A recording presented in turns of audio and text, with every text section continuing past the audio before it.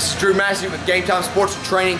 I'm going to show you a great exercise that can be used for conditioning. It can be used for explosive power. It can be used as part of anybody's program, provided that they have developed the movement pattern and the strength required to do the exercise. And it's the kettlebell swing. A lot of people have seen kettlebell swing. You'll see different versions of it. And I'm going to show you the version that we pull out of the Strong First community. All right. So we have our kettlebell here. What we want to make sure that we've done prior to that is master plank to develop tension in the core. We've mastered glute bridge to develop tension in the glutes and understand where that movement should come from. And we've also mastered the basic movement, which is that of the hip hinge. So we want to make sure that we can hinge from our hips without sacrificing our lower back, either in gross extension or gross flexion. We want to make sure that we can keep a neutral spine in that way, all right? So what we want to do, again, master those three first, master your deadlift as well before you try to add speed to that deadlift pattern, all right? So we've got our kettlebell here. What we're going to do is we're going to go through a series of cues, all right? First, push that chest forward. Second cue, push those hips back, all right? From there, and then we'll load up. When we load up the kettlebell, we're gonna reach forward slightly and grab it, and then our third cue is going to be tilt it to us, all right? So we wanna tilt.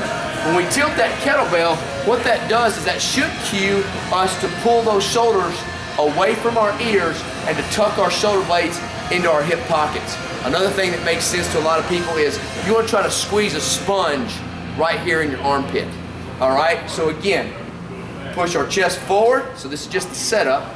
Push our chest forward, push those hips back, load up, and then tilt it to us. Once we tilt it to us, then we want to go right back into our swing. And what I want to talk about is what you'll learn also in the pendulum swing is where that kettlebell should go. If we think about that our kneecaps and our belly button make a triangle, and what we want to do is we want to try to put that kettlebell as high in that triangle as you can get there, all right?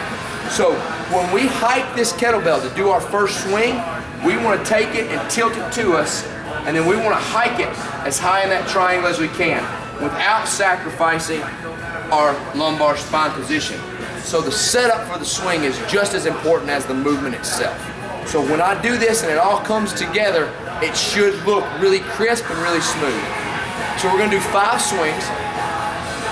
Push our chest forward, tips and hips. Push those hips back toward the wall behind you. Load up. Squeeze that sponge in our armpit. And then we're just simply going to hike and swing.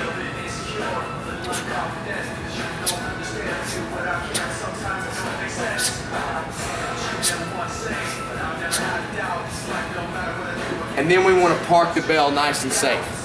So what you want to do in the swing is you want to be aggressive, and at the top of the swing, we want to snap those hips, squeeze that butt real hard, all right?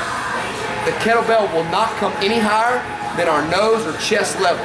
So we don't want to bring the kettlebell up any higher than our head or right there at our nose level. So it's a great exercise to use for conditioning if you're going to do this for time or for reps. As you get heavier and heavier, we use this a lot with our athletes to develop explosive power and to understand where that power comes from, which is our hips, because those are going to be our biggest muscles to develop power and to apply force into the ground. So that can carry over into your movement stuff, whether it be sprinting or jumping, any of those other types of things that you'd like to do. So that kettlebell swing is a foundational, fundamental exercise that can be used across the population and give you some great results.